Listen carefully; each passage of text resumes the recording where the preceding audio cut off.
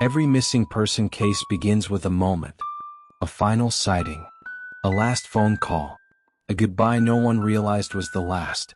For Elias Ward, that moment happened at 2:14 a.m. on a cold November night. The strange part is this. No one actually saw his last moment. No one heard anything. No one noticed he was gone. Until it was far too late.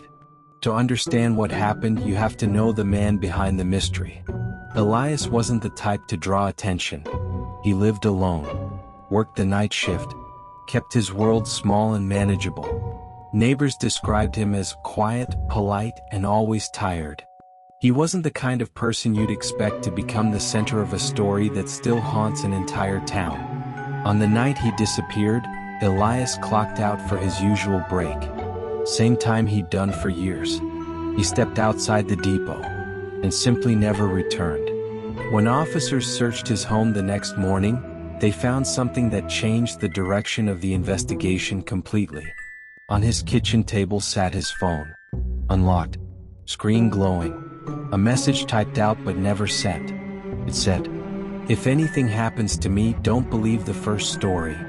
Investigators checked the timestamp, 2:14 a.m. The exact minute Elias walked away from the depot. The problem? His phone had never left his house that night. So, while Elias was vanishing from one place, someone, or something, was typing a message from another. That unsettling detail stayed with the case for months, long after the search teams gave up and the posters peeled off their staples. Missing person cases fade fast, especially when there's nothing to work with. No clues. No body. No answers. But then, 7 months later, something impossible happened. A hiker reported seeing a man inside Riverton's abandoned mill, motionless, watching from behind a broken window. By the time police arrived, the man was gone. But what they found inside the building shocked even the most experienced officers. A single shoe. A flashlight still glowing weakly. And written in the dust on the floor was a message traced by a fingertip. "He's back. Don't trust the second story either." The writing was fresh, clear, precise. Fingerprint analysis confirmed one thing. The message was written by Elias Ward. And yet the dust around it told a different story. There were no footprints. No trails leading to or away from the words. No sign of movement at all. It was as if someone had written the message, without ever standing there.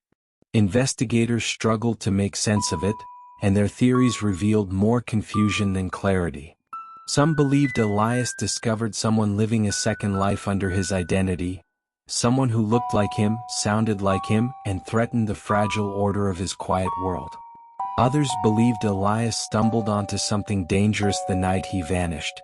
Something that required not just silence, but erasure. But the third theory is the one that troubles people the most. Some detectives quietly admitted they thought Elias died the night he disappeared. That the messages weren't warnings he wrote before danger, but communication from somewhere after it. Maybe Elias wasn't trying to escape the truth. Maybe he was trying to send it back. Today no one knows what truly happened. No suspect was ever named. No evidence ever surfaced. And Elias Ward remains officially missing, though many believe he vanished twice. Once in body, once in a way no one can explain. People in Riverton still say that if you walk past the old mill late at night, when the air is cold and still, you might hear soft tapping on the walls. Slow, deliberate, like fingers tracing words into dust. Some think it's the wind. Others think it's memory. But a few believe it's Elias, still trying to finish a warning no one understands. And maybe never will.